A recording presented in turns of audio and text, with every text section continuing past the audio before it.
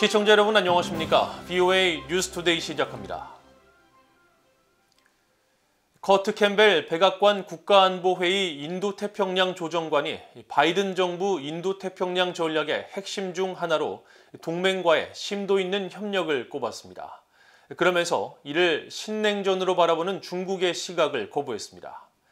캠벨 조정관은 또 미국, 영국, 호주의 안보 동맹인 오커스에 다른 나라들이 참여할 것으로 예상한다고 밝혔습니다. 첫 소식 조은정 기자가 보도합니다. 바이든 행정부에서 아시아 정책을 주도하는 커트 캠벨 백악관 국가안보회의 인도태평양 조정관은 19일 미국 평화연구소가 주최한 대담에서 동맹 강화의 중요성을 거듭 강조했습니다. 캠벨 조정관은 그러면서 동맹 그리고 파트너와 깊은 관계는 현 정부의 인도태평양 전략에서 중요한 요소라며 중국이 이러한 노력에 속쓰려 하고 있다고 지적했습니다. At the virtual meeting, President Xi made very clear that a number of things that the United States is doing cause China some heartburn. And I think at the top of that list is our bilateral reinforcing and revitalizing our bilateral security alliances with Japan, with South Korea, with Australia, the Philippines, and Thailand. 캠벨 조정관은 이어 시 주석이 미국의 동맹 강화 노력을 냉전적 사고로 받아들이고 있지만 미국 입장에서는 지난 30년간 깊은 번영을 가져다준 세계 질서를 추구하는 데 필수적인 요소라고 말했습니다.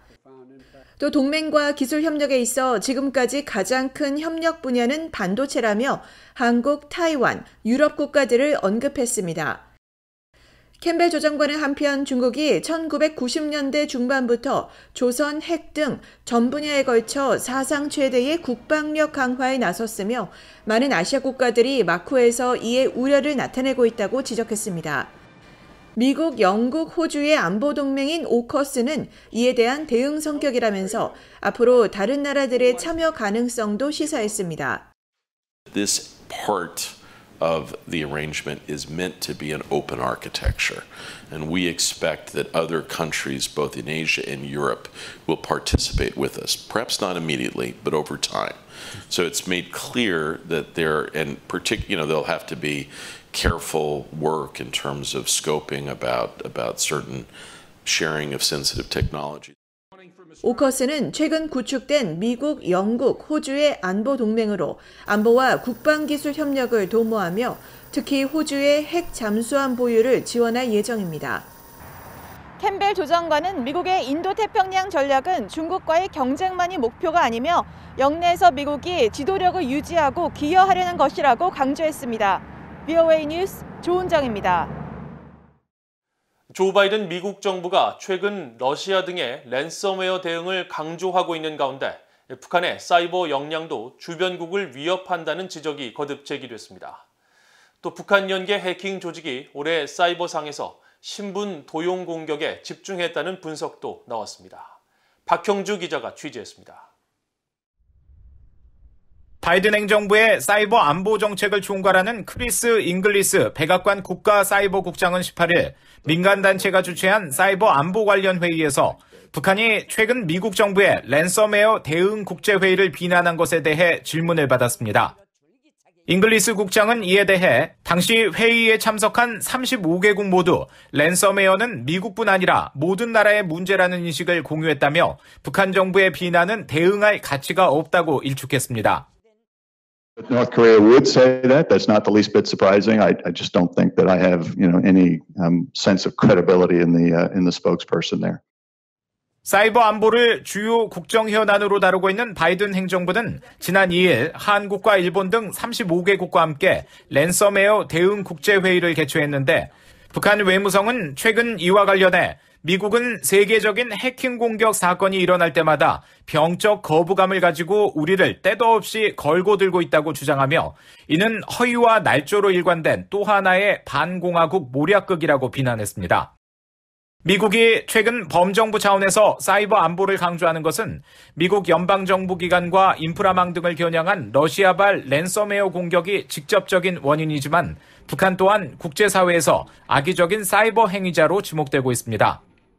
북대서양조약기구 나토의 미르시아 지오아나 사무부총장은 18일 아일랜드 경제연합회가 개최한 사이버 안보회의에서 중국과 러시아와 함께 북한을 지목하며 이들 국가들이 사이버 역량 등을 증강하며 주변국을 위협하고 있다고 지적했습니다.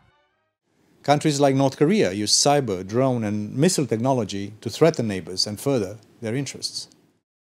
이런 가운데 미국의 사이버 보안 전문 업체인 프루프 포인트는 이날 북한 정부와 연계된 TA406이라는 이름의 해킹 조직이 올해 사이버상에서 갈취, 사기, 첩보 활동을 집중적으로 펼쳤다는 내용의 보고서를 발표했습니다. TA406을 북한 정찰총국의 지휘를 받는 것으로 알려진 해킹 조직 김숙희의 산하 조직으로 분류하며 올해 1월부터 6월 사이 한반도나 북한 핵 문제와 관련해 활동하는 정치인, 외교정책연구소, 교수, 언론인 등을 대상으로 사이버상에서 집중적인 신분도용 공격을 단행했다고 지적했습니다. 특히 북한이 연이어 미사일 시험 발사를 단행했던 지난 3월에는 외국 정부의 선출직 공무원과 금융기관을 비롯해 기업 경영진 등 고위 인사를 대상으로 해킹 공격을 시도했다며 공격이 정보 수집이나 신분 도용을 위한 목적보다는 정치적 목적일 가능성이 있다고 해석했습니다. 프루프 포인트는 이 해킹 조직은 금전적 이익을 위해 가상화폐 관계자를 표적 삼는 경우도 있지만 주로 정보 수집과 첩보 활동이 주요 목적이라며 앞으로도 북한 정부의 관심기관을 대상으로 신분 도용 활동 등을 지속적으로 펼 것으로 예상했습니다. VOA 뉴스 박형주입니다. 일본의 하야시 요시마사 신임 외무상과 왕이 중국 외교부장이 18일 첫 전화회담을 갖고 북한 문제 해결 등 영내 현안을 논의했다고 일본 외무성이 밝혔습니다. 일본 외무성은 이날 보도자료를 통해 양측이 기시다 총리 내각 출범 이후 첫 전화회담을 열고 북한 문제를 포함한 국제 정세에 대해 논의했으며 특히 북한 정권에 의한 일본인 납북자 문제 즉각적인 해결을 위한 양국의 협력을 확인했다고 밝혔습니다. 하야시 외무상은 또 이날 장 이브 르 드리앙 프랑스 외교부 장관과도 전화통화를 하고 북한과 중국 등 영내 정세에 관해 의견을 교환했으며 양측이 인도태평양 지역의 평화와 안보 강화를 위해 외교, 군사적 협력을 다층적으로 발전시켜 나간다는 데 뜻을 같이 했다고 일본 외무성은 전했습니다. 한국의 고위 외교당국자가 최근 중국을 전략적 파트너로 규정한 것과 관련해 한국의 지역적, 상황적 여건을 고려할 필요가 있지만 미국의 동맹국으로서 민감한 영내 현안에 대해 신중한 접근이 필요하다는 지적이 제기됐습니다. 에반스 리비어 전 국무부 동아시아 태평양 담당 수석부 차관보는 최근 VOA에 전략적 파트너라는 용어는 최근 몇 년 동안 그 의미를 많이 잃었고 심지어 명백하고 근본적인 차이점이 있는 나라들을 묘사하는 데 사용된다며 그럼에도 불구하고 북한의 조약 동맹이자 한국을 침략한 마지막 국가인 중국이 전략적 동반자로 묘사되는 것을 듣는 것은 불쾌한 일이라고 말했습니다.